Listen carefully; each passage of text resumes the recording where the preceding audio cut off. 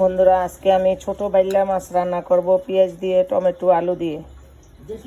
বাইল্লা মাছটা রান্নার জন্য এখন পেঁয়াজ তেল দিচ্ছি আমি। তোরা বাইল্লা মাছটার জন্য এই যে পেঁয়াজ ভাজা ভাজা হয়ে গেছে, এখন মাছটা মশলা কষাবো। বন্ধুরা, পেঁয়াজটা ভাজা হয়ে গেছে, একটু আদা রসুন বাটা দিয়ে দিলাম, একটু লবণ, হলুদ পাখি, মরিচ পাখি, ধনিয়ার পাখি বাটা দিয়ে একটু লাড়া দিচ্ছে। কয়টুকু আলু দিয়ে দিচ্ছি বন্ধুরা কষানোর জন্য। তরকারিটা আমার কষে গিয়েছে, এখন একটু পানি দিয়ে দিচ্ছি।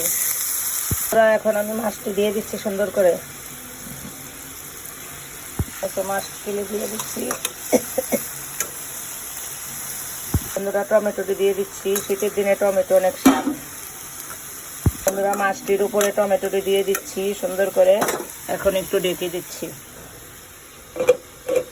বন্ধুরা, গুঁড়া মাছটা আমার হয়ে গিয়েছে, কয়টুকরা কাঁচামরিচ দিয়ে দিলাম। বন্ধুরা, একটু ধনেপাতা দিয়ে দিচ্ছি গুঁড়া মাছটাতে। বন্ধুরা, এই তরকারিটা আমার হাজবেন্ডের অনেক পছন্দ। আমি এখন দোকানে ভাত বাড়বো, তো এটা দিয়ে দেবো দোকানে খাবার জন্য। বন্ধুরা, আমার রান্নাটা হয়ে গেছে। যদি আমার রান্নাটা ভালো লাগে তাহলে আমাকে একটা লাইক সাবস্ক্রাইব করে দিবেন বন্ধুরা।